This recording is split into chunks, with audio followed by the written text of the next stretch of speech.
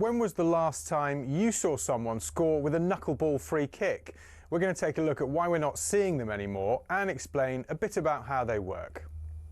The knuckleball peaked in the 2010s after that Ronaldo strike against Portsmouth in 2008 inspired academy players everywhere. Here's a young Mason Mount. I tried to base my free kick on Ronaldo, hit the ball by the valve and it moves. So what do you do? Top corner. Now, no ball is perfectly aerodynamic, so as it travels it creates ever-changing pockets of turbulent air, causing that unpredictable movement. Football's most prolific free-kick taker, Juninho Pernambucano, perfected the technique but didn't invent it. He was inspired by players from the 90s and even the 50s. So how do you do it? You have to hit the ball head-on with as short a contact time as possible so the ball doesn't spin. Hitting by the valve helps with that short contact time, as it's the hardest part of the football.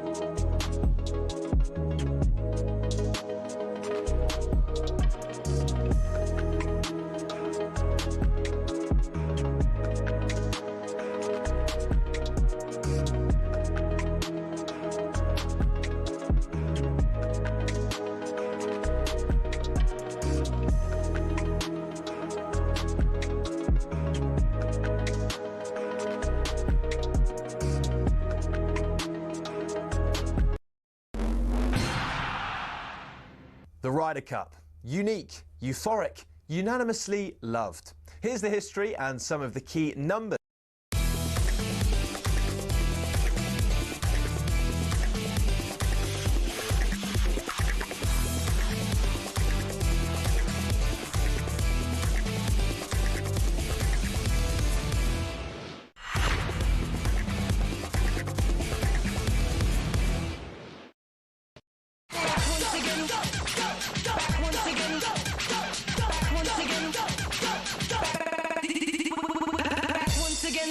Good evening and welcome to the Sports Bar Weekender with me, Majestic, and former West Ham striker Carlton Cole.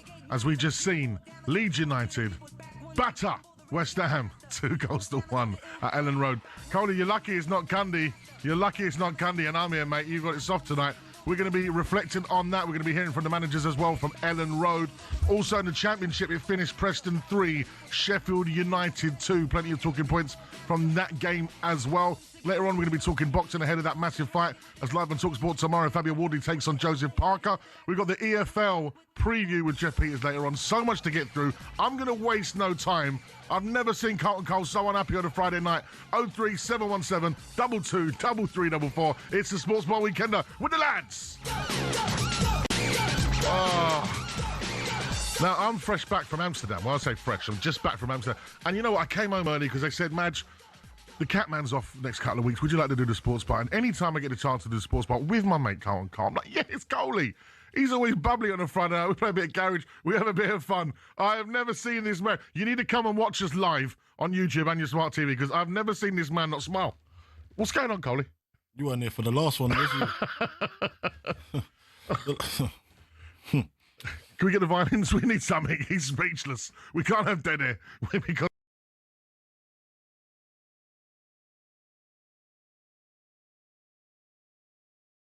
yeah. when do you start? I don't know, man. And you know what the worst thing is as well? I Because obviously I'm a Spurs fan, but I like West Ham. was having a great day today. You was? Today I was having a brilliant day. I even said to the missus, I said, listen, babe, I'm having a great day today. I've gone to a few meetings, went and watched the game. Got a great weekend lined up. Yeah, great weekend lined up. And the only thing that could mess it up was tonight. And it did. So sometimes be careful.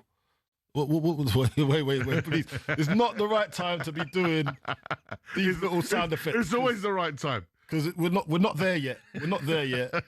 I've got to warm up. And it's just one of them ones where I can't cry. I can't laugh. I don't know where I'm at. Oh, have you ever felt like this? Oh, yeah. Oh, you have? I'm a Spurs fan. Oh, yeah.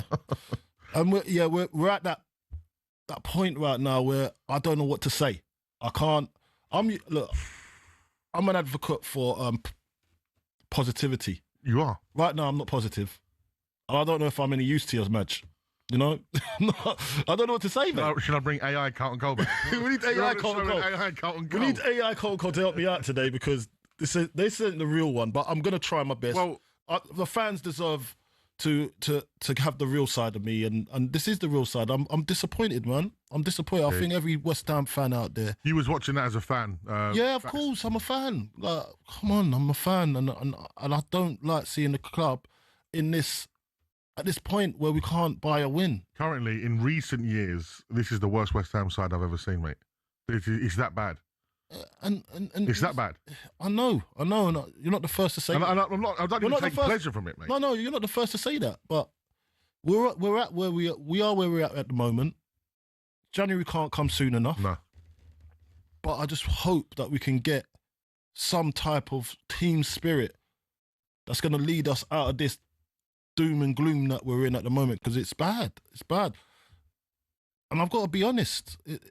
And I do represent the club. Yeah. But I can't sit here and say that we're looking up, because this ain't looking up. We're looking down the barrel of the gun. Could I make things a little bit worse? And it looks like we've not learned anything from Monday.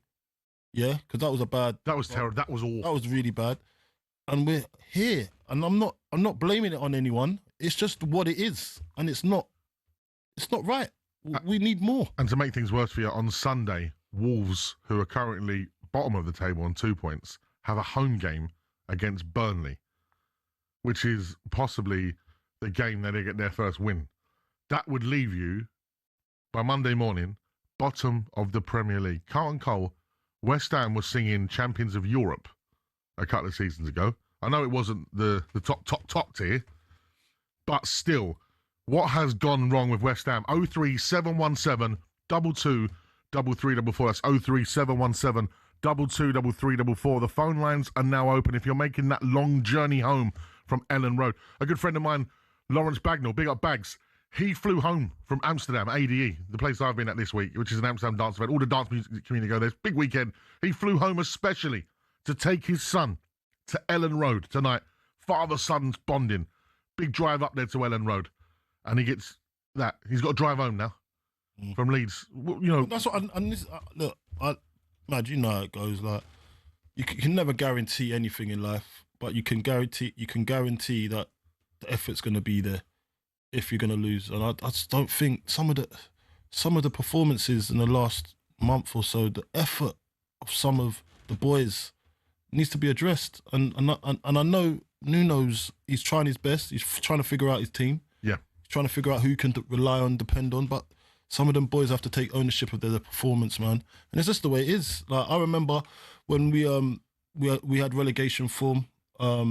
We've had it twice, really. I remember the Great Escape season when not everybody was pulling their weight, and then obviously we had the Tevez scenario at the end, and he come good for us. and then we saved our season. Then we had the season under Avram Grant when we did get relegated, and that was bad. But the fact that I'm talking about that's what I'm feeling. It's a scary prospect. I feel that same energy of that relegation. And the thing about it, sometimes you're trying, but nothing's coming together. There's no luck. There's no togetherness. Somehow something's just in the way. I think something else has to happen where they have to get each other together. I don't know whether it's going to take a night out. It's going to take something that I know that you got my back if I make a mistake. Yeah. There's a few players on that pitch today where they're looking elsewhere and they're blaming. I've got mates calling me now. Well, call 03717 223344. Our phone lines are already hotting up. Yeah, listen, if you want to call me, don't call me personally. Call me on air. And say what you got to say within reason.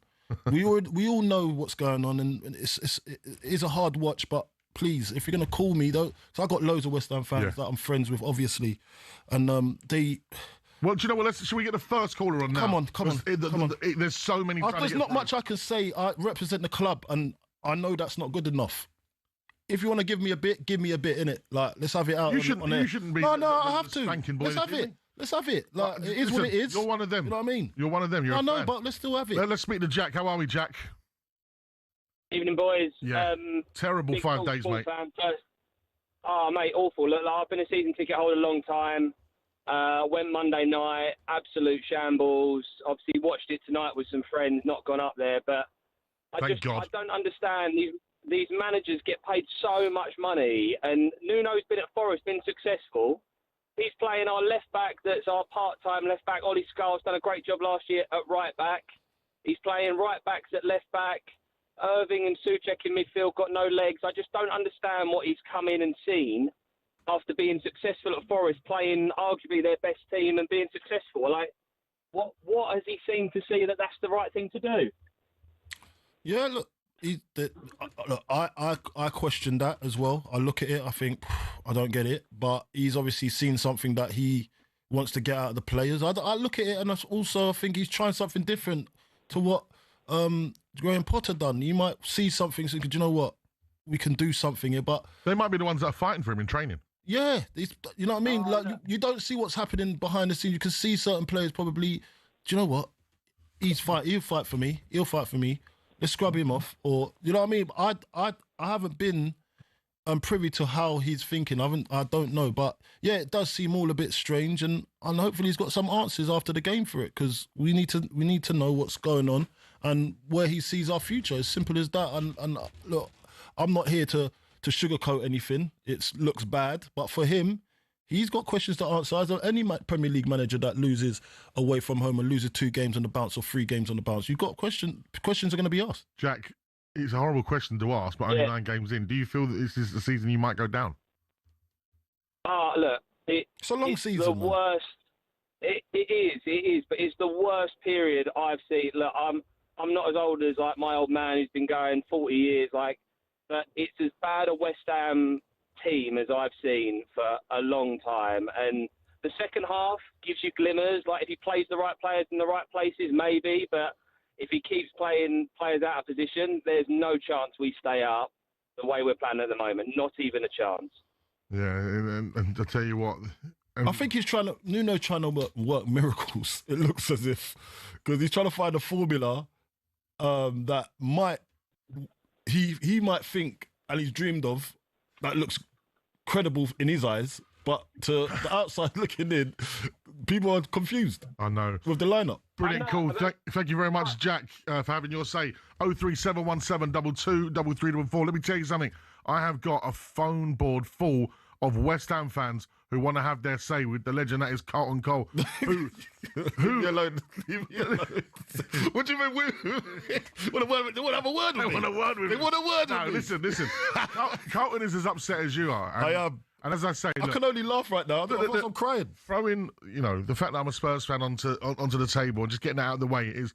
I've never had any animosity to West Ham. You know that. I've been to your training ground enough times. Yeah. I'm one of those people that, it's only Arsenal for me. I don't get on with him. And even now I can say Arsenal how good they are. Yeah. But what I'm saying is, West Ham right now, are a club who are in turmoil. That's where you're at right now. I'm saying it from the outside looking in We're in a because pickle. because you've got fans protesting, but you're not protesting all together. There is a divide in your fan base right now as well, which is really worrying. The pitch needs to be united. The fan base you need united. And I think, Carlton Cole, you might be the man to do that tonight on this show. You listen to the Sports Bar Weekender with talkSPORT Bet. Download the app today for the latest odds and offers. 18 plus. GambleAware.org. West Ham fans. Carlton Cole's in the house. Give us a call. 03717 223344.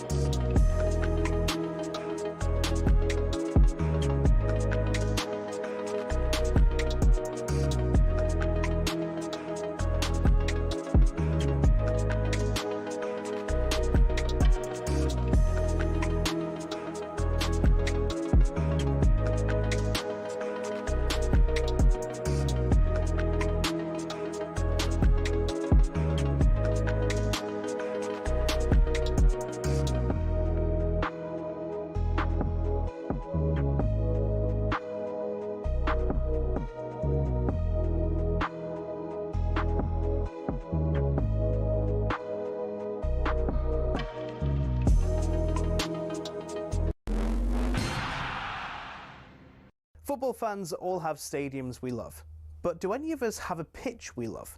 It might sound like an odd question, but pitches can be different sizes with big consequences. Why is that? And what are the actual rules behind it? Back when association football started, pitches could be 100 metres wide and 200 metres long. That's longer than Ellen Road. Not the pitch, the stadium. Anyway, UEFA wanted a standard across Europe, which became 105 metres long and 68 metres wide. But some clubs had been rebels. Not intentionally, but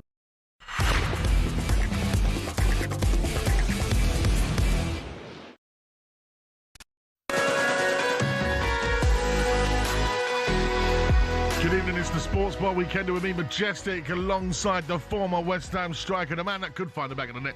Carlton Cole is here to react to that Ellen Road drubbing as Leeds beat West Ham 2-1. But it wasn't necessarily the result that was shocking. Last 5 days for West Ham has been absolutely dreadful, Carlton. Yeah. And you even had some friends calling you in the break there on the FaceTime. Yeah, I've got a couple of mates. Obviously, I've got loads of mates that are West Ham fans. And look, it's always hard explaining to them that we've got to stay positive, because that's the usual thing to say, and the normal thing to say, I'd say.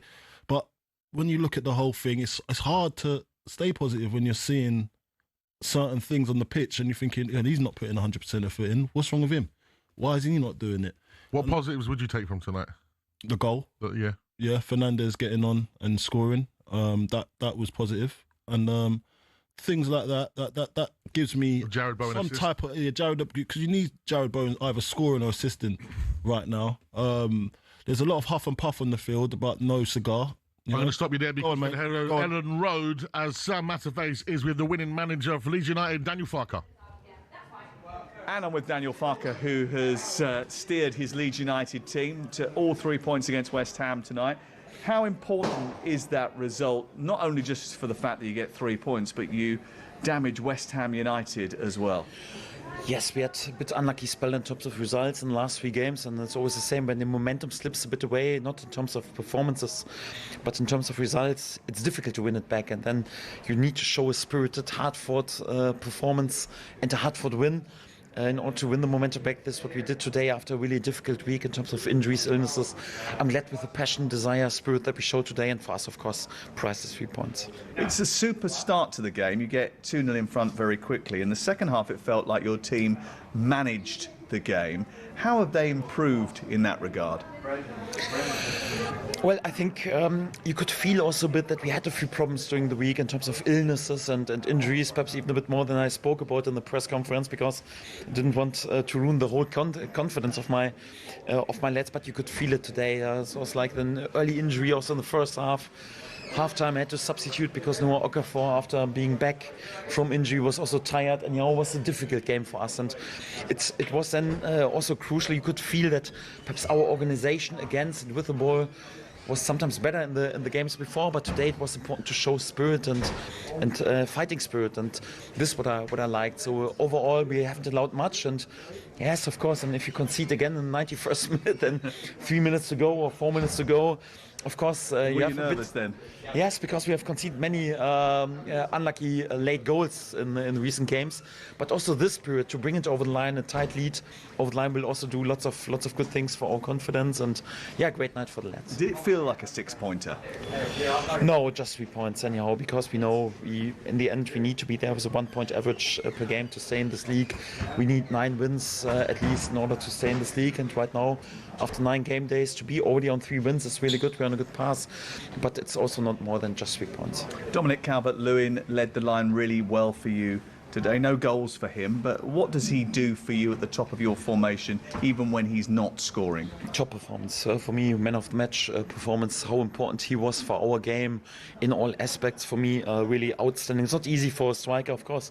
If you're so dominant like some other teams anyhow, it's easier for a striker to score goals, but especially after this week where we had so many problems anyhow, and then to go and lead 2-0, and then we had to defend also a lot, and he led the lines, hold the ball perfectly. So outstanding performance for us, and for us it's not like we don't want to win the Golden Boot, we want to stay in this league, and for that was a class performance. Thank you very much for joining us. Thank you. That was Sam Matterface with Leeds manager Daniel Farker, who's had a great victory tonight at Ellen Road as they beat West Ham United 2-1. Just had a message here on X from Pilot Dave. He quoted when I said, "Can I make things a little bit worse for you, Coley?" He said, "Don't do that to your boy Coley. West Ham are bad enough." Oh, God. It's all angles here, Coley. Daniel Farker, listen, we've got to look at Leeds quickly, because a fantastic victory at home on a Friday night at Ellen Road. Pardew, who, of course, Alan Pardew, who I work on a Sunday evening with on this very station, always says, as a Premier League manager, when you're in the Premier League, you want 10 victories to stay up. If you can get 10 wins, you're likely to stay up. Yeah. That's Leeds' 3rd win after 8-9 games. Yeah. That's a great sign for Leeds. Yeah, listen, Leeds showed some promising stuff. Like Aronson looked really good. Could have got a couple of goals today. Calvert-Lewin looked like he's coming back into his own. Just the way he's occupying the defenders, being a handful, gave our defenders a hard time all game. So it just shows what a bit of huff and puff can do, and having a striker you can depend on at this moment. Fulkrug and other players in the team, I'd look at and I think, do you know what? We might have to like wait for them to come back because we've got a few injuries. But man, it's just, for me, I'm looking at this whole team right now, and yeah, we're struggling. We are struggling. But one of the good things I must say is Freddie Potts coming on, trying to make a difference. He's always been like that. He's a hard worker. Those are the type of characters we need. I know Ollie Scholes went down injured. I'm really disappointed for him. But look, when you look at Leeds, they've got so much to look forward to now. Well, let's speak to a Leeds fan. Simon joins us on the Sports Bar Weekend. Good evening, Simon. Great victory there, mate.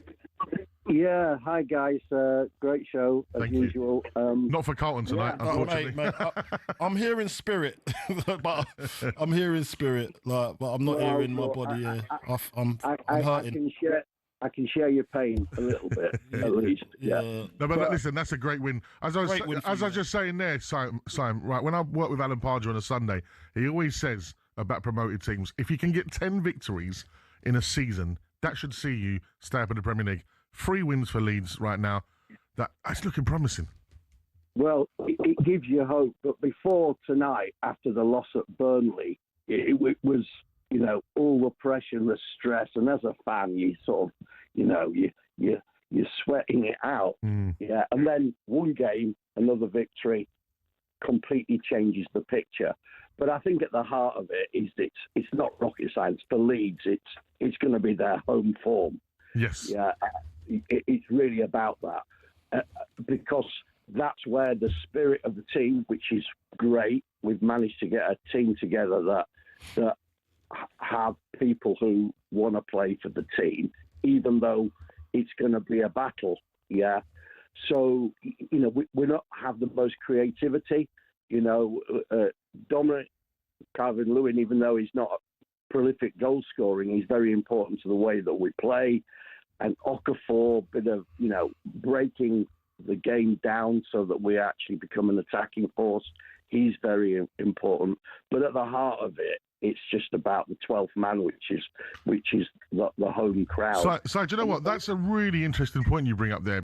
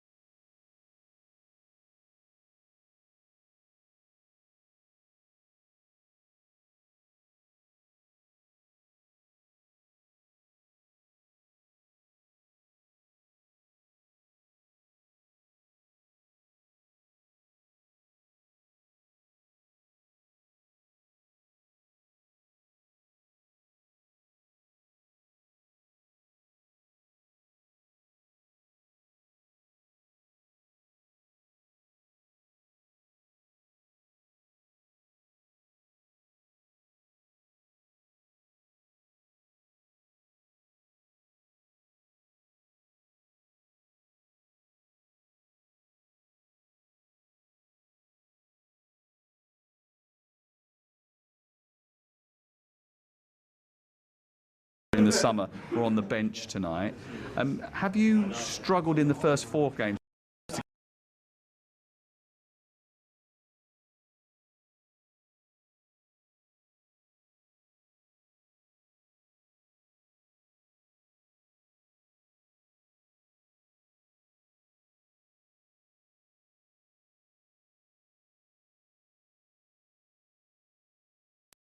Week, I don't know which starting 11 is going to be changes or not, but it's up to us to change, find solutions, help the players, call them accountable to their own responsibility because they need to be better, and this is what we're going to do. You've only been here for 4 games, but do you think there's enough quality in the squad that you can keep them in the Premier League and steer them away from danger? There's quality, there's time, but nothing will happen if we don't change. We must change. We must change our attitude. We must change the way we approach things. We must commit ourselves better, prepare better, work harder. All the things that you've been listening in football, that is the reality. We don't expect things to change by themselves, and realizing that we have time can be a mistake if we don't turn things around quickly. Is that the biggest problem? The attitude, the application, the desire, the spirit? There are many problems in our club, unfortunately, many clubs, but it's not up to us to now hide ourselves behind the problems. It has to start individually. Everybody has to realize that has to do much more, has to help the teammate much more, have to be in the right position, and then have to do individual things that you can speak hours and hours about tactics individually. We have to get the first contact on the box. You can not allow a corner to release a man like Joe Rondon that we knew that he was a main threat. You know, all these things have to be fixed. And a bigger job than you anticipated, or exactly what you expected? Exactly what we expected, exactly what we are determined to change. And we are here to do it. Good luck. Cheers, thank you. Cheers. West Ham manager there, Nuno Espirito Santo, Carlton Cole nodding his head in agreement throughout that when he's talking about the spirit, the togetherness of the side. It's going to take some galvanising, Paulie. It's going to take a lot of that. And look, he's no mug. He knows exactly what he can see every day at training. He knows if the players have the ability. He knows if which players are up for it. And yeah, admittedly he admitted that about Callum Wilson and probably not starting him wasn't the best of decisions. So he wanted to change it, but you change it, you try and rectify it. Then you got when Callum comes on, you got to do enough. You got to do enough, and he tried his best. But remember, Callum's actually had a little niggle. He's had an injury, which he had a game behind closed doors, and he got a little bit injured there. So he's working back to fitness. Okay. So he'll be all right, but we just need him and everybody else showing the right attitude, which Callum always does, but he just needs to get a rub of the green as well. We've heard from both managers there as Leeds beats West Ham 2-1 at Ellen Road tonight in the Premier League, which could see, depending on the Wolves-Burnley result on Sunday, Monday morning, West Ham United could be bottom of the Premier League. I'm currently with former West Ham striker Carlton Cole. Give us a call, 03717 223344 as another exciting weekend of football on talkSPORT kicks off here on talkSPORT.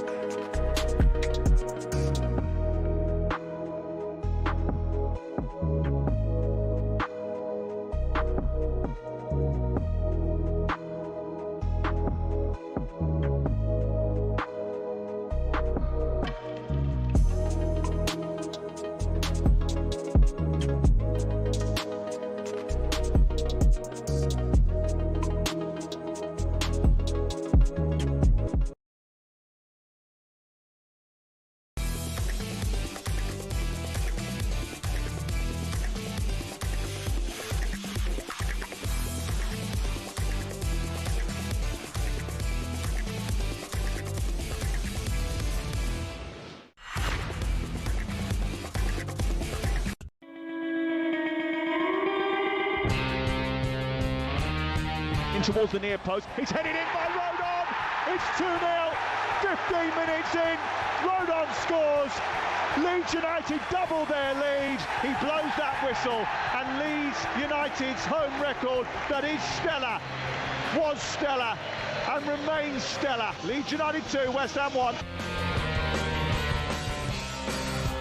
Watching Carlton get Larry. Relegation is scary. He wants to call Majestic. Look at his face.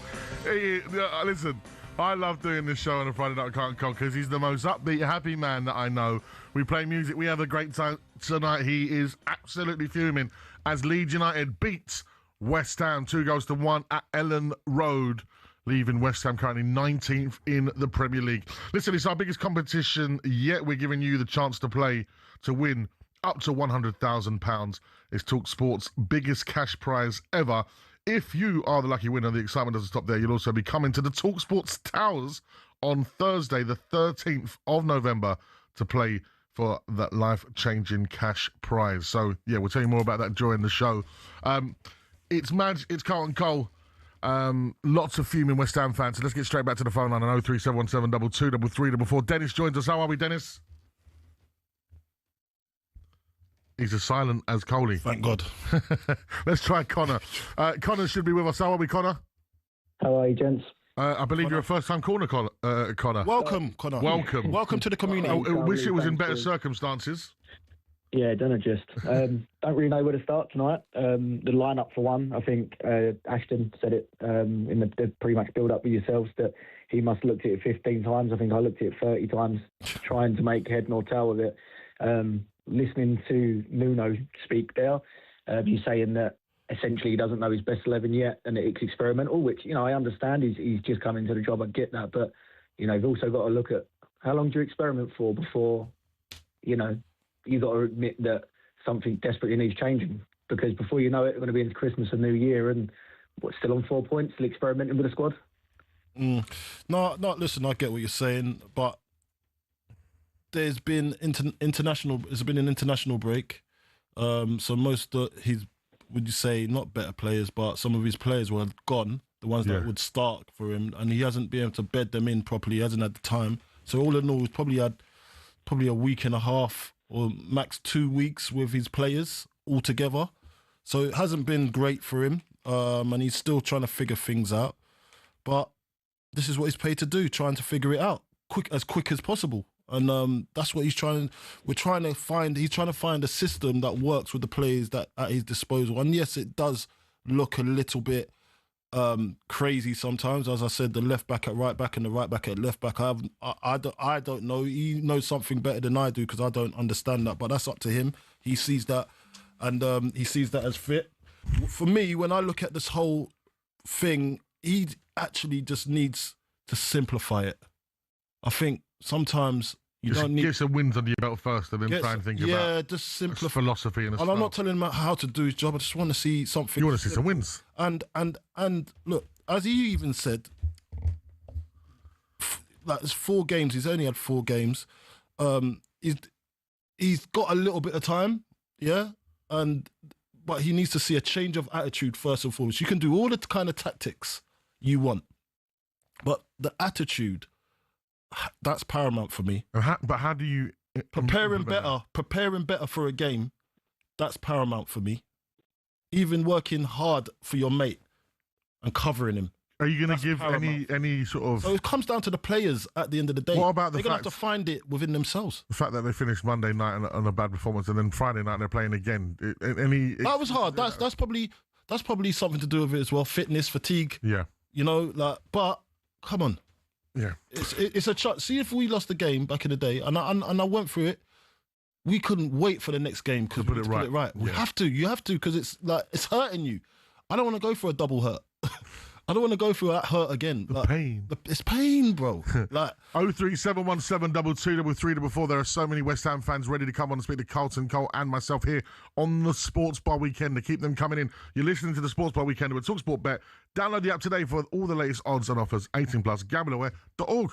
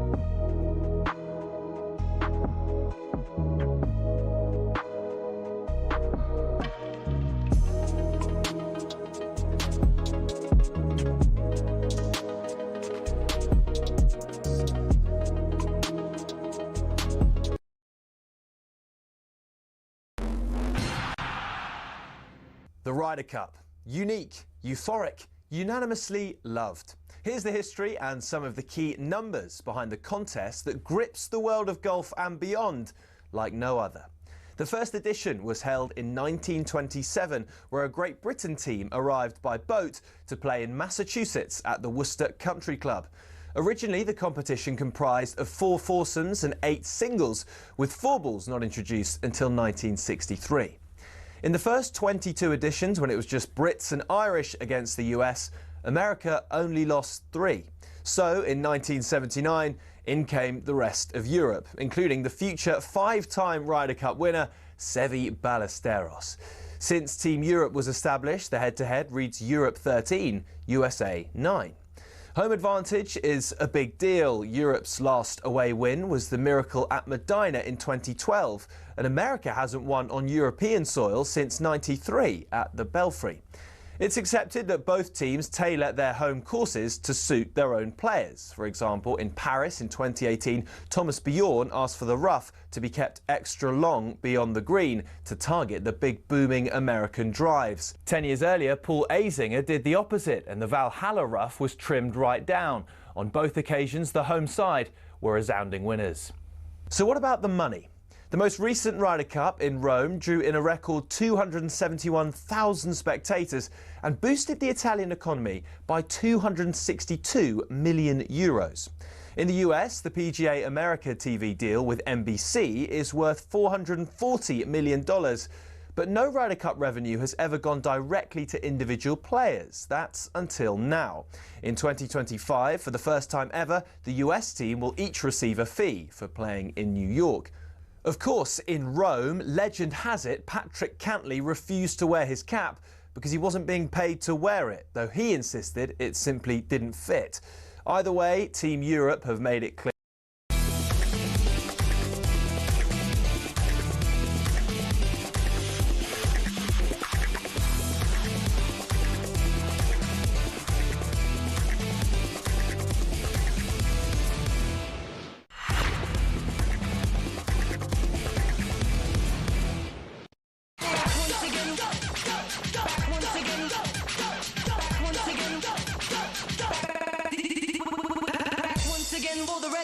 Good evening, you are locked into the Sports Bar Weekend here on talkSPORT with me, Majestic, in for the Catman himself, Adam Catcher, alongside Premier League favourite Carlton Cole, and we are fully loaded tonight.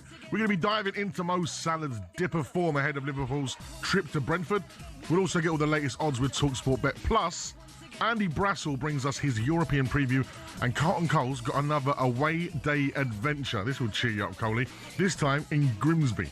And Spencer Oliver drops by to talk boxing. And, of course, we're still taking your calls on 03717 223344 after West Ham's tough loss to Leeds tonight. Passion, opinions, drama. Oh, it could only be the Sports Bar Weekender on talkSPORT. That's cheered you up already. It's very grim. This is me.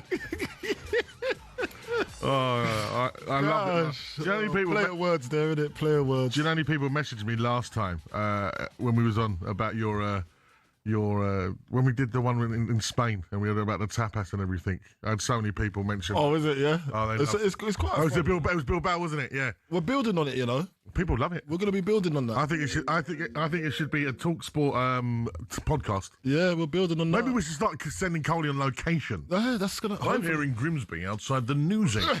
Outside the newsagents, where you can get your daily. Was it Daily Stars? That's still going. Daily Stars. Shows the kind of papers you read. All makes sense now, doesn't it? Well, no, yeah. I was going to say the other one. I know which one you mean.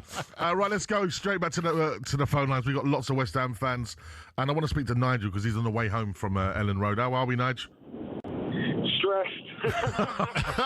Mate, you got to laugh. Laugh it off. You have to, see that laugh there? That stress and the laugh. Yeah. Nigel, that was therapeutic, wasn't it? You got to laugh, man. You got to laugh. I'll tell you what, I don't want to be too negative, and I'm frustrated. However, my little boy was mascot today at a game, and he had literally the best day you could ever believe. Brilliant. What's his name, Nigel? Ben, yeah, he's in the. Yes, Ben. Hello, Ben. Big up to Ben. So, yeah, we'll shout to Ben. What are you saying, Ben? Well, he's not going to be happy. Let's speak to Pops. Nige, frustration. Yeah. Tell me why the frustration's there for you.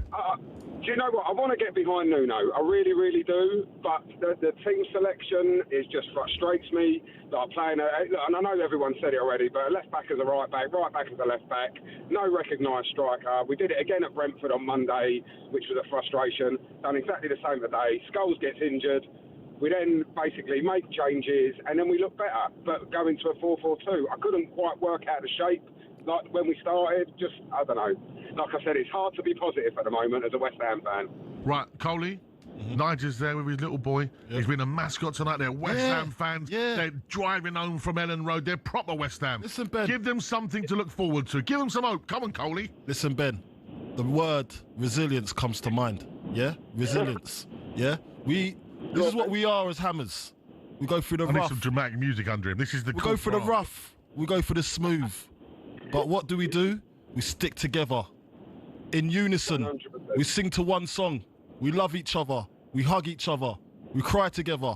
We smile together. We laugh together. So don't worry about tonight, yeah? Tonight we move on.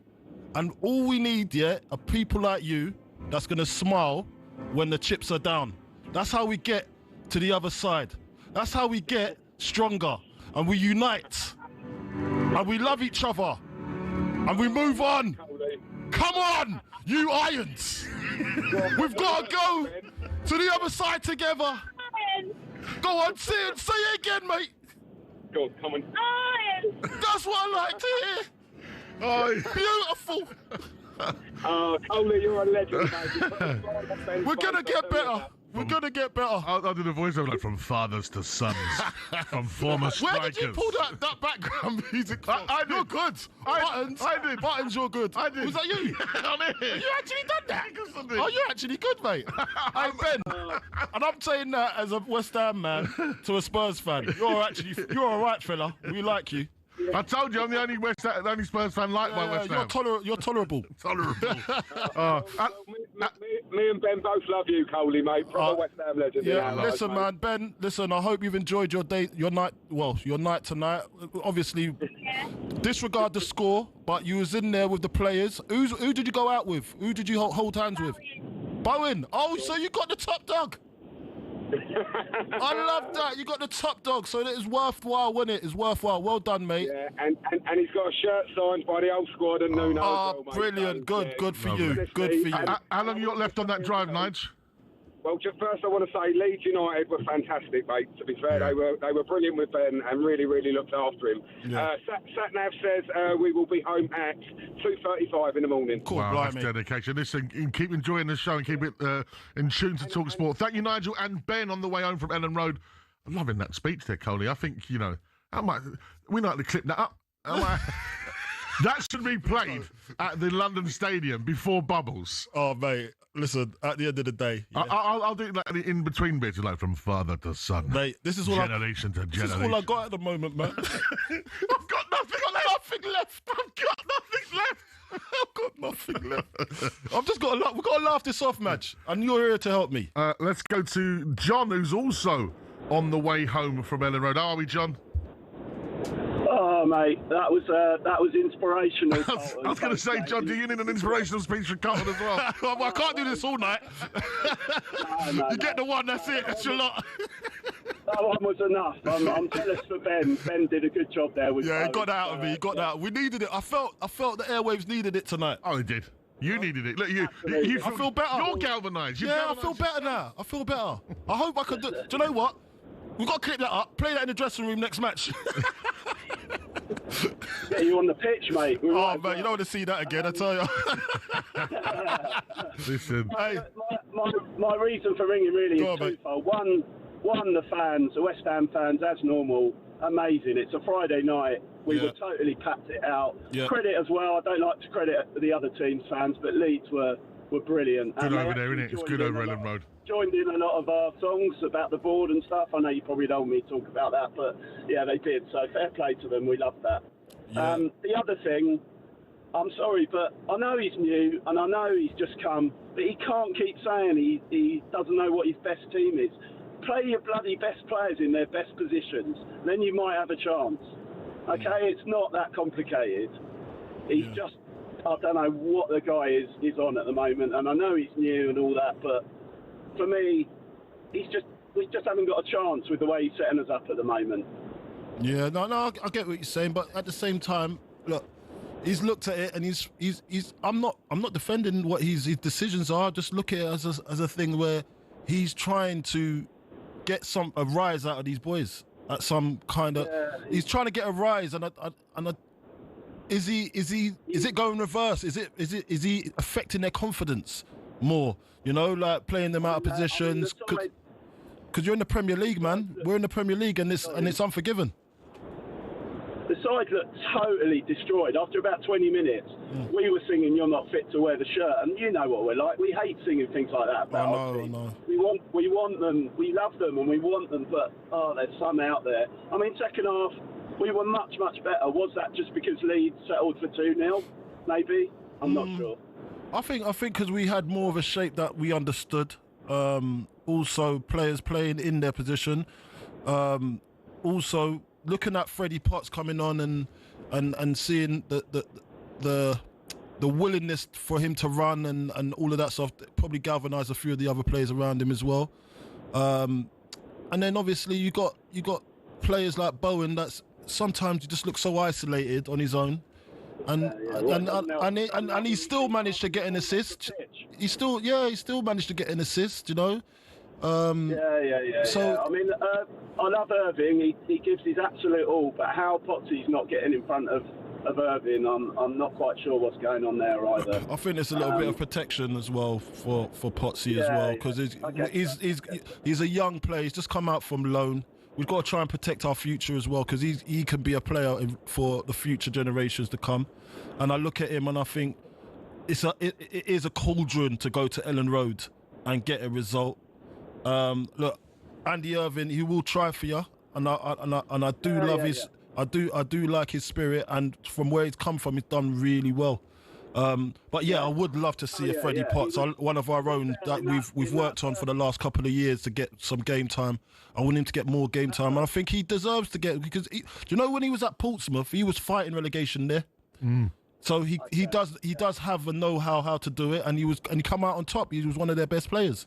So I know it's a step up. Premier League's a different animal, but I think he's got it in him, man. He cares. Yeah. One thing I'll give Irving, he wanted that ball. You know, there was hardly anyone in that team wanted the ball in the first half, and he kept showing for the ball. He doesn't shy away from the responsibility. That's what Nuno's seeing. You know, in training, he's looking at it thinking, do you know what? I might be able to rely on him. You know, he wants the ball, he wants to get on it, he wants to try and make things happen. Obviously, it didn't come off the way he wanted it to come off today, but he just kept on going. And it is what it is. And that's an example to the other players that are not doing that. So they need to learn how to do that, try and set an example. It's backfired a little bit today, but it is what it is. And Nuno would have learned a bit more about his players, but the players have to wake up, man. It's as simple as that. All of them have to wake up and try. Absolutely brilliant. Cool. Thank you very much, John. Safe journey home.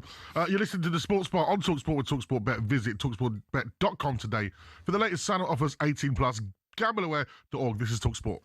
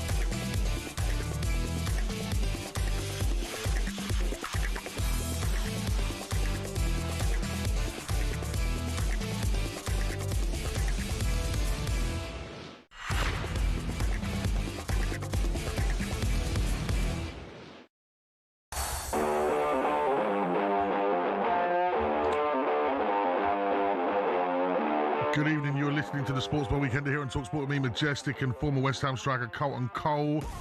Still loads of West Ham fans trying to get through to us. So we're going to waste no time. Let's go to Dennis, the West Ham fan. How are we, Dennis? Hello, can you hear me this time? We can hear you this time, mate. How are you? Brilliant, that's great. I'll hopefully my mates that are listening can hear me. So, tonight was terrible, wasn't it? The last 5 days, you know, those 2 performances back to back. Yeah. Just from a neutral point of view, I watched both games and it was just like, they just look clueless, West Ham. Yeah, pretty much. Gone again. Oh, Denny, you there? Yeah, I'm here. I'm just, yeah, we got you. But basically, my point is that, look, Nuno is trying to do something a bit different. Now, it's not working, but at least he's trying something different. Whereas the last 2 managers, Lopetegui and Potter, pretty much tried one and the same, which was basically, give it to James Ward-Prowse and hope he puts a good cross in, you know? So at least he's trying something different. I think playing Scholes at right back, I mean, he must be playing some of that new Football Manager, or maybe the old Mike, maybe Championship manager. Maybe the Mike Bassett Christmas pudding formation with Irving as the sixpence in the middle. Yeah. Maybe that's what he's trying, but I'm willing to give it a go. The main thing, it comes back down to recruitment and the type of people we're bringing in. Because obviously, you got Carlton with you, and I've met Carlton at an event before. Lovely man. And why do West Ham fans love him so much? Because he tried so hard for the shirt. Yeah, you scored a lot of goals as well, Carlton. But ultimately, I think as much as people slate Troy Deeney for his football opinions, Troy Deeney had a bit of a point earlier today, or was it yesterday when he was on there? When he was saying they're bringing in people with the wrong mentality, and people talk about the West Ham way. The West Ham way is fighting for the shirt, fighting for every inch on that pitch. Agreed. I mean, yeah, like I'll at half time I've made a joke in the pub. I'm watching it down in Margate for a little shout out. I wanted to go full Al Pacino on any given Sunday and say, we fight and die for that inch on the pitch. And even if we lost, it doesn't matter because we've bleeping tried, I think that's really all we want right now. And maybe some acknowledgement that for the best part of a decade, West Ham fans have been telling the world that since the stadium move, we've been regressing, and now everyone's sort of waking up a little bit. I appreciate Carlton, who's probably listening. You work for the club. You can't comment. No West Ham fans gonna aggrieve you for not commenting, mate. Don't ever think that. But ultimately, that's where we are. We're bringing in people that are here we're paying them high wages to be here. We are paying people that don't necessarily want to be here, or they're coming from a mentality of, well, I've just got relegated, I'll put myself back on the shop window. I mean, Jared Bowen and, to a lesser extent, Somerville are the only 2 players that probably hold their heads up high tonight. Brilliant, cool. Thank you very much, Dennis. Some great points there. Great points. And look, with the recruiting, I think what we've got to look at is we can't. A lot spent though. Yeah, but with recruiting, I think things have to change on that part. I think we've got to start looking at the character of players that we recruit. Look, I also think there's been massive inflation on players in general. That they're coming with heavy price tags. Yeah, so everything looks awful, doesn't it? But not just that. Just I think gone are the days. Everyone looks at data and stats now. Yeah, and recruit on that rather than the eye. Rather not just the eye. I think sometimes you got to recruit. And I've got to work with some of these players as well, and I'll bump into them in that. And you do look at them and you think, do you know what? Are you up for it? Are you up for the fight? And I don't know where they're at in their heads, but that's where application and working hard for each other comes in. And look, sometimes you just got to strip it back, go back to basics, even the formation, even the tactics. Just strip it back, go and get a couple of wins with a basic team. Basic 4-4-2 maybe, don't know what it is, 4-3-3, whatever you want to play. And we look for the ones that are not trying hard and you take them Identify them. Brilliant. Right, it's now time to get the latest odds with talkSPORT Bets. Bring it on with talkSPORT Bet. Download the app or visit talksportbet.com for exclusive offers and bonuses. 18 plus, gambleaware.org. That is right. It's now time for us to look at the following games this weekend. Manchester United taking on Brighton. It's a 5:30 kickoff. Man United after that big victory against Liverpool, Coley. That was massive, wasn't it? Yeah, of course. I called it. Did you? Yeah, I called it on talkSPORT last week. Look, Man United, this is the thing. They'll go and beat Liverpool, but then they'll go and lose to somebody else. So the consistency is what we're looking for Man United, and I think the fans are as well. We all know they're capable of doing big things in the bigger games, but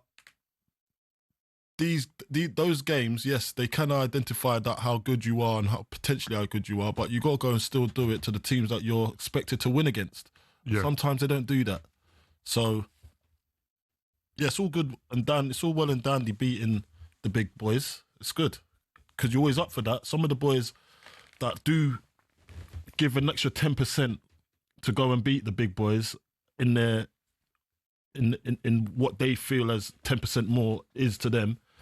Why is it 10% in the big games? Why isn't it? I know what you mean. Do you know what I mean? It should just be every game. Should be every game. And that's what makes you... And that's what makes you consistent. I'll tell you what, I've got a real feeling that Welbeck, who's in tremendous form, goes to Old Trafford and scores a goal.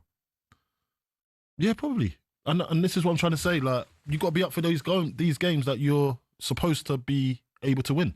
And they'll probably go there... Well, he'll come back to Old Trafford and have a stormer. Yeah. You know, and...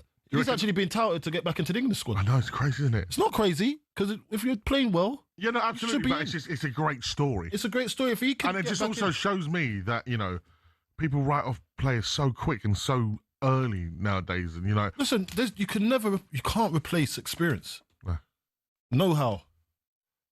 And he's one of those players that there's a resurgence there, and he's got that experience, and now he knows how to wear it. He is a young veteran, and we're going to be talking about that later on when we call boxing, because he's kind of like the Joseph Parker. Oh, yeah, he is. Boxing, we'll be speaking to him. Resurgence.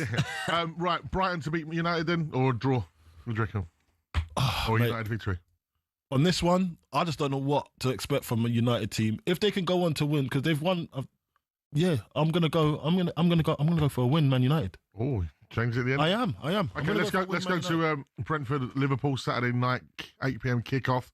Liverpool really need this win against, and Brentford, of course. Oh, Brentford, yes, sir. The former Liverpool captain in there as well, playing well, Hendo, playing really well. To be fair, yeah, he is. You wouldn't even. That's a player that Brentford wouldn't identify to say, well, do you know what? He's a leader.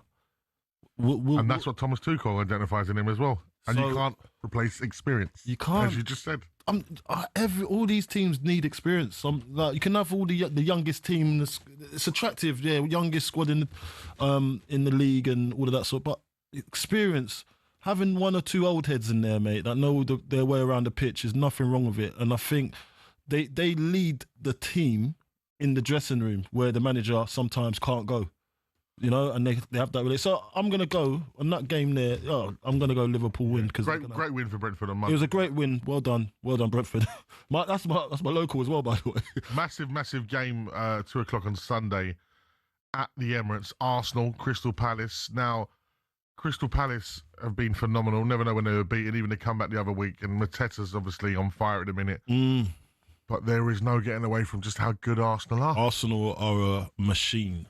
And Arteta's got to be proud of what he's built there. It's amazing to think he's gone from being... I don't see no chinks in the armoury. No. I don't see nothing. Listen, I said this. If Arsenal don't win the league this season, it's down to Arsenal. No one else, because they've got everything. They have everything. Should win. They should. But you see, when you talk to Arsenal fans, they were like, nah, they play it down, didn't they? No. Not the ones I spoke to. What are they saying? Mate, they're online saying that they're the best team in the world right now. But they're definitely probably one of the best teams in Europe. As it stands right now, tonight. Yeah.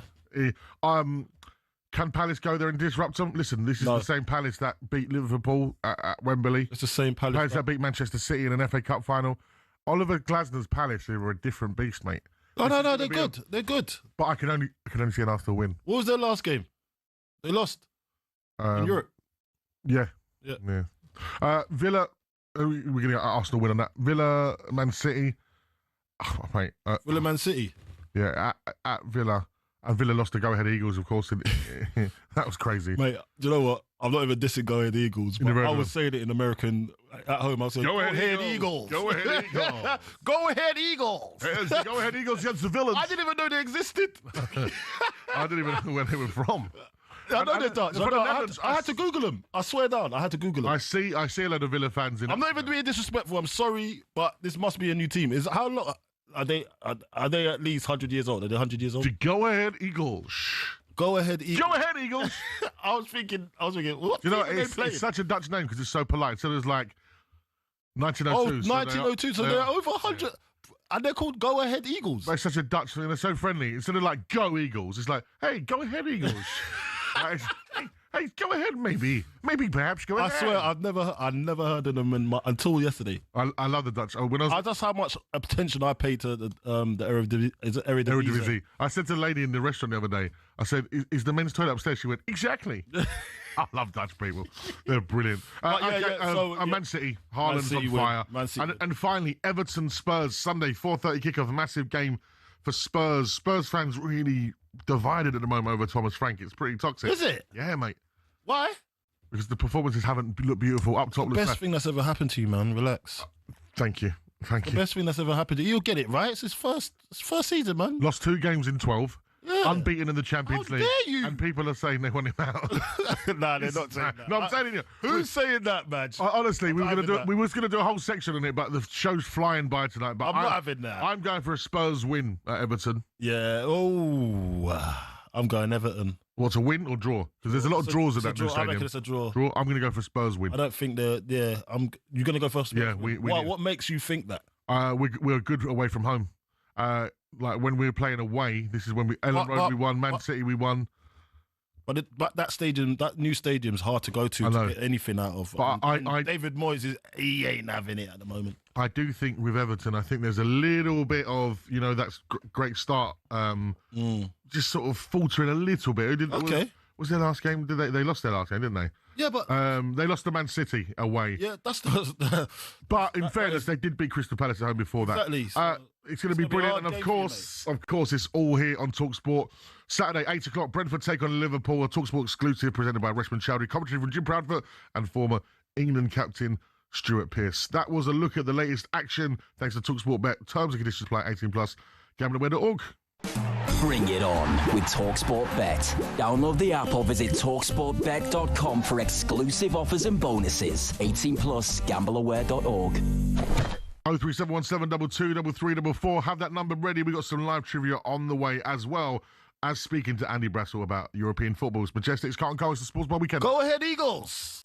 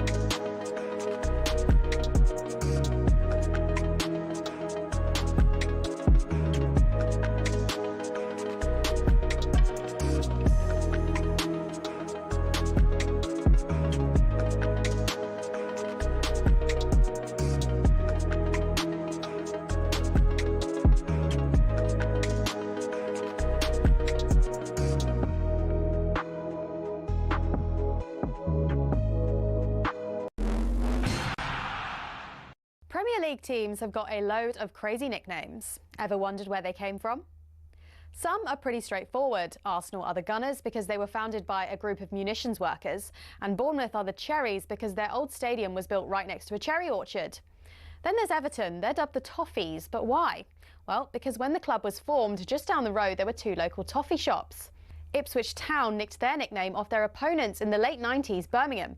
The term Tractor Boys was chanted as a way to tease the team about their farming background, but they started using it themselves as a way to cheer on the team in victory in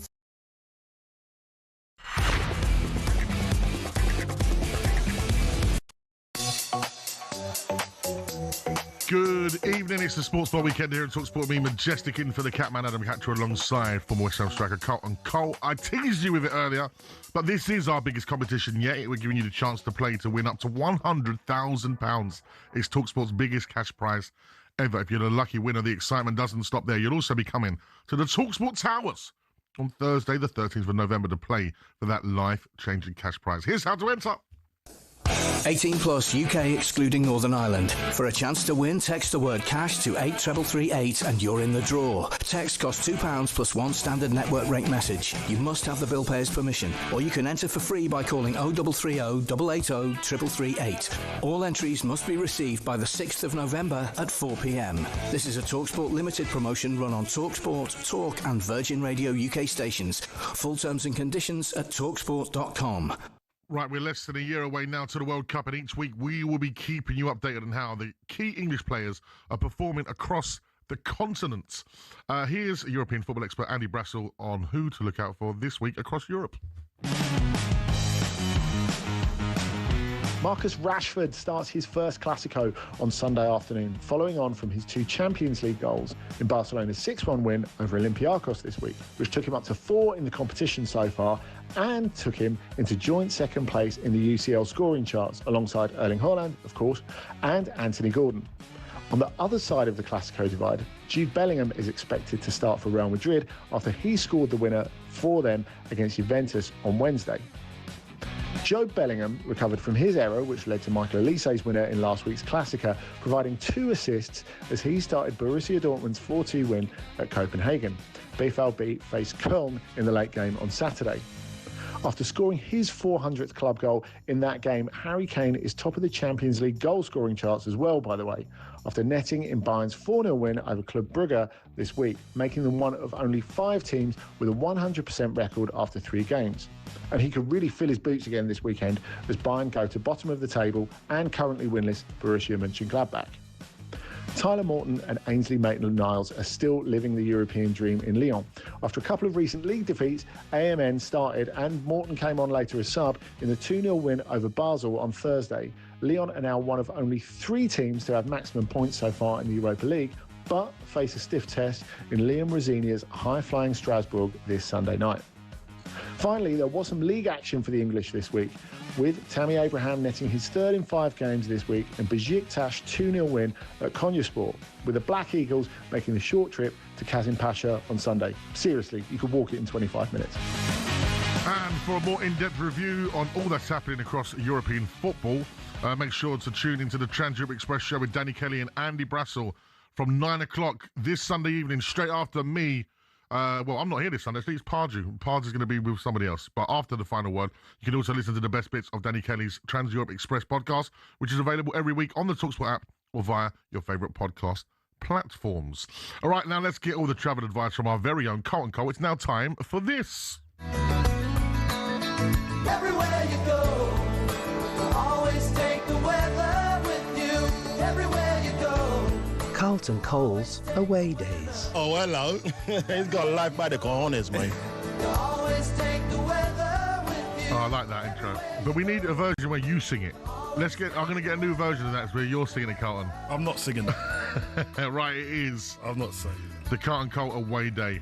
Pack your scarves and your sense of adventure. This is the way this is going to work. You're going to read the reviews for me, right?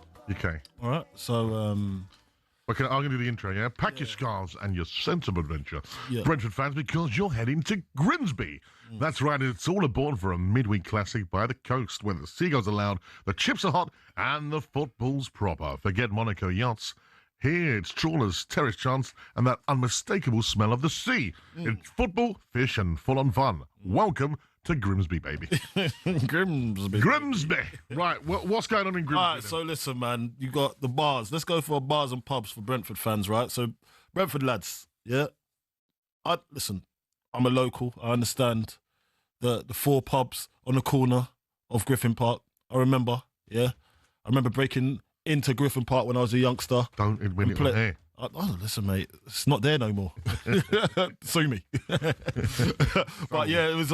Look, I had a good times at Brentford. So now you're travelling to Grimsby, all right? So there's a pub over there, I'd say, or a bar, but it's called the Barge. Why? It's a floating pub. So it's a barge. It's a floating pub on the river, Freshney, and the Grimsby legend. Cheap pints, hearty grub, and a cracking pre-match atmosphere. Kenji Lane gave it a nice little review. I'll read that one. You can read Jason G. Awesome and unique little floating bar on the Barge. Nice setup and truly different to your average bar and pub, indoor and outdoor seating. That was reviewers left a month ago, and 5-star. Yeah, it was a 5-star review, so it's good. And Jason G, who leaves 1 star, says, fell off, drenched, still got served. He fell off. He fell off the barge. What's he doing?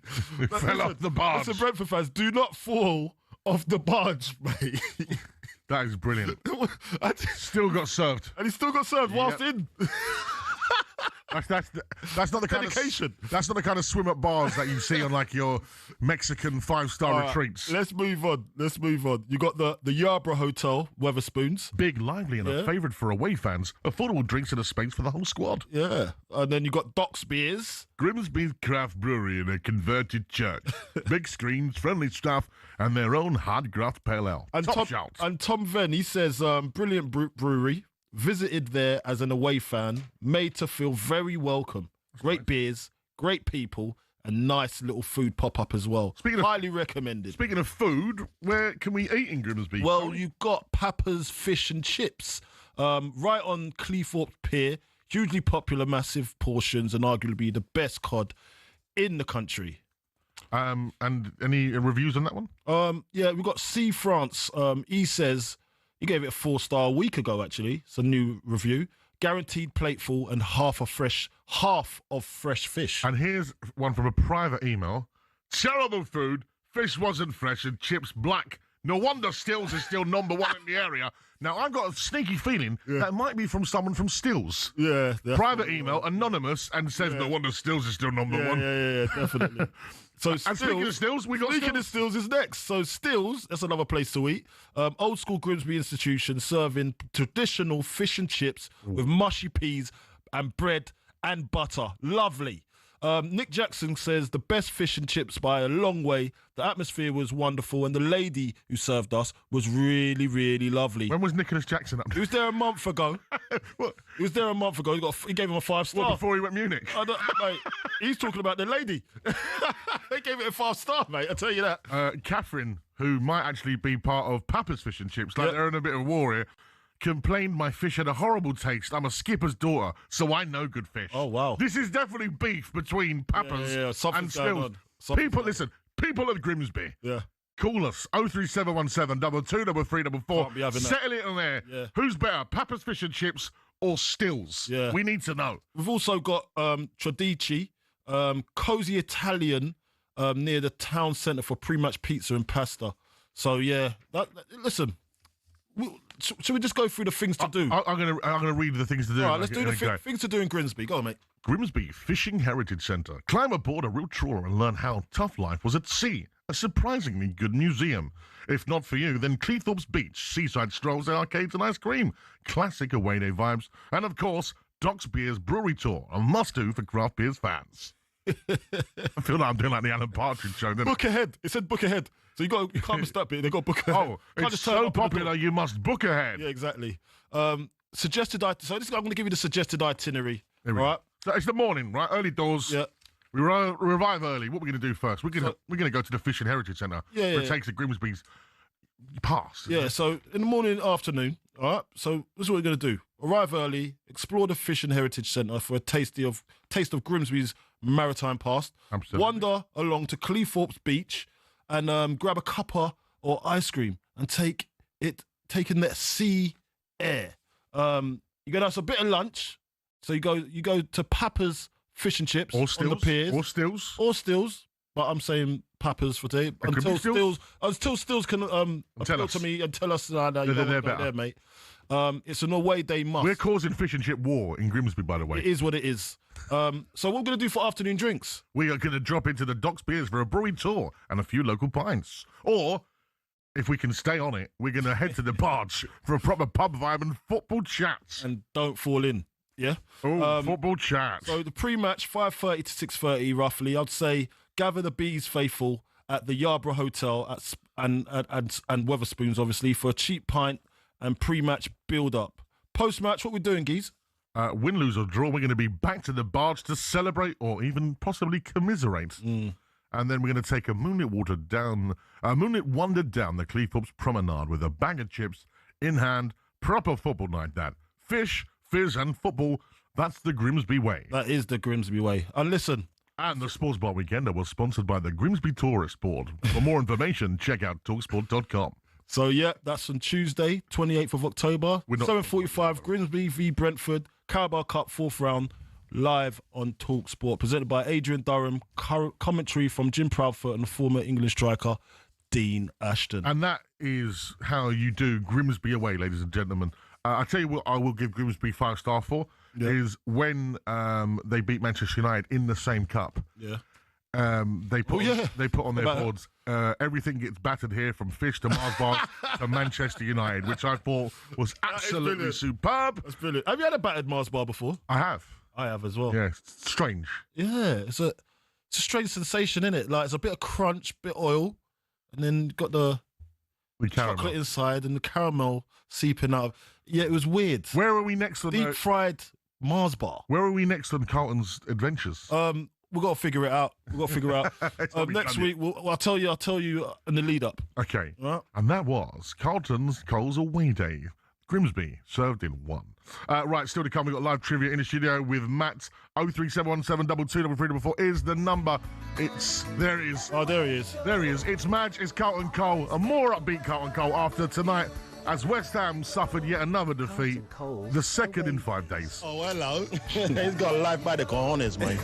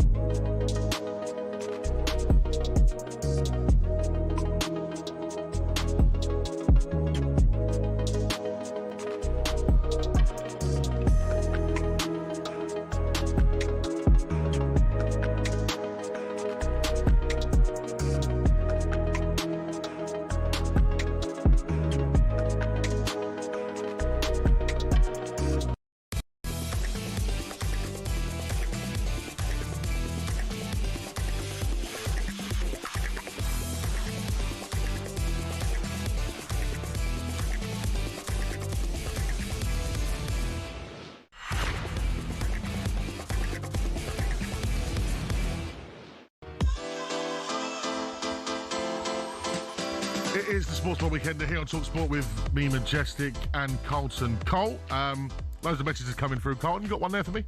Yeah, Madge. I've Tony Powers. I'm going to read. Tony Powers. Tony Powers. Actually, no. I'm going to read about obviously our away days, Coley's away days first. I'm going to put. So he says, Alex says, Coley, what do you think of pie and mash? And you, DJ, Alex from Tiptree, you tried the ketchup. I don't know what that means, but yeah. Then we've got Tony Powers has battered you, by the way. Like a Grimsby fish. Grimsby fish.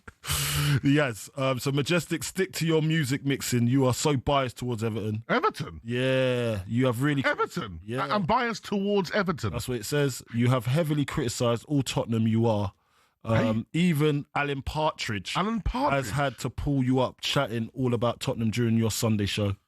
Okay, so there's a few things wrong there. Yeah, so you're biased towards, so you're not towards Everton, are you? Okay, first and foremost, let's just clear up. Let's clear up my Sunday show.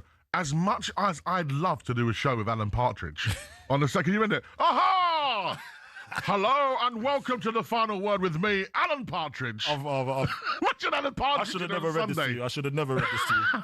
I knew he was going to take the mic. So it's former West Ham manager, Alan Pardew. Alan Pardew, who I do my show with on Sunday.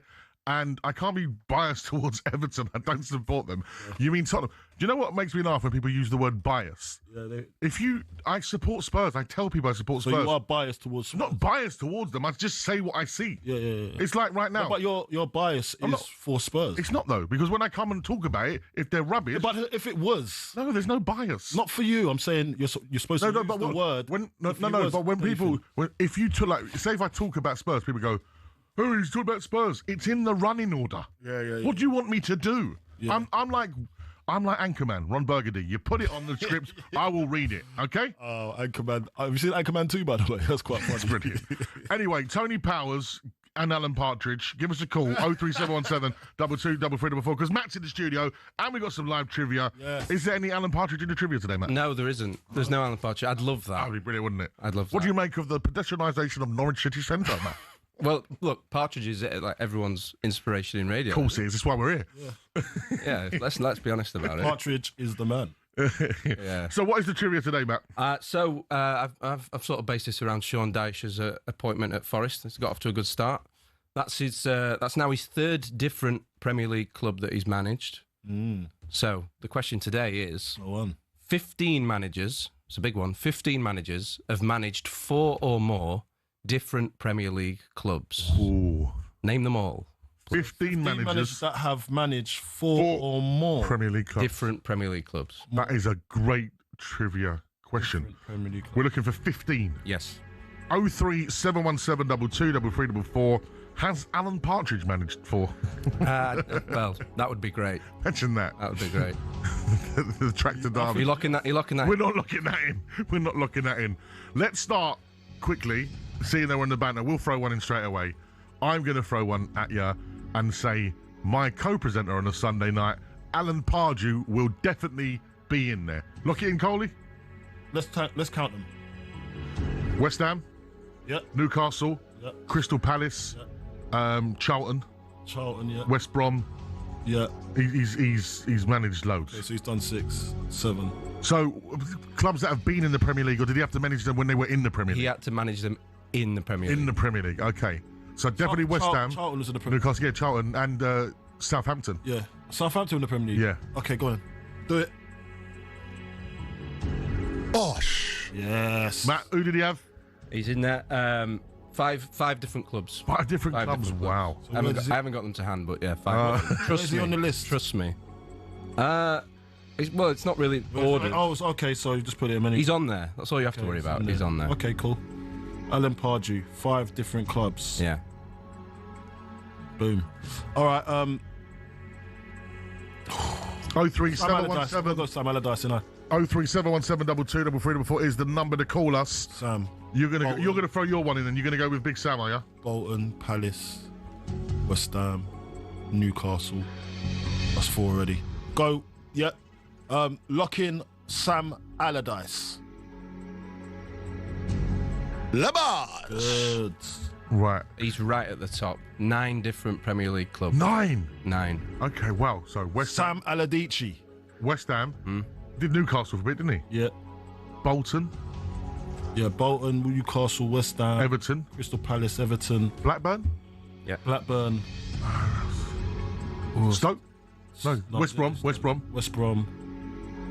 Who else? Leeds. Yeah. Leeds. I would have not got that one. There's one more, I think.